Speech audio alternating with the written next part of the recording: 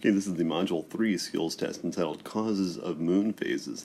And the first diagram you're going to see here is a diagram of the moon orbiting the Earth, and of course both of them being bathed in sunlight. Now I wanted to point out, of course, that the moon is orbiting counterclockwise as viewed from above. And the main challenge in this first question is you need to order the moon phases according to the amount of illumination that someone on Earth is going to see. And I would recommend that you, if you have a hard time thinking about this, check out the lab activity for this module it's called Lunar Phase, what is it called? Lunar Phase Simulator, Lunar Phases Lab. And check out the moon bisector part.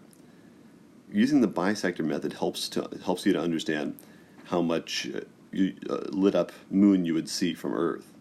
And the first step is already done for you. Notice that all your moons have been bisected. They've been cut in half, where one half is facing the sun and therefore it's lit up, and the other half is facing away from the sun and not lit up. But I'm going to use a finer line there. It's a little too, let's try a smaller line.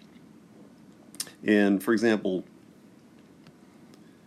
if I draw one thing, the first step is already done for you, but what you can also do is then connect your Earth to the moon. You draw a line between the Earth and the moon, and then draw a line that is perpendicular to that connecting line. That would be the side of the moon that your person on Earth would be seeing. So a person on the nighttime side of the Earth, who would be seeing that moon high in the sky, is seeing the face of the moon that is indeed illuminated. So in position D, that is a full moon. That is full illumination.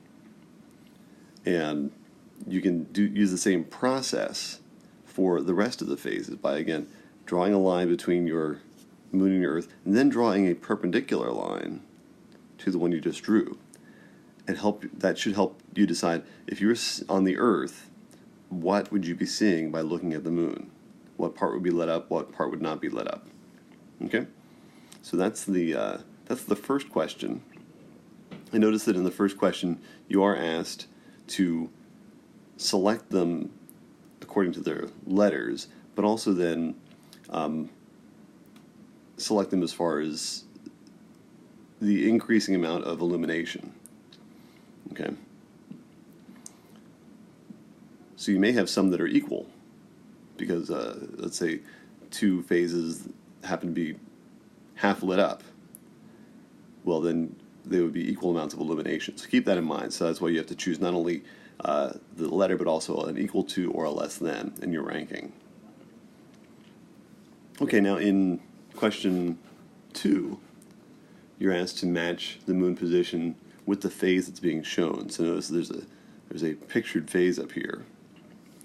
And the question is, where does that phase correspond to a particular position, A, B, C, D, E, or F?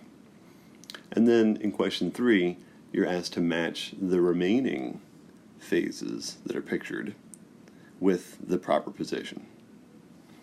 And then name them. Okay, so that's the next step in question 4. You have to then name what are these different phases of the moon called. And then finally in question 5, there's a little debate between two students.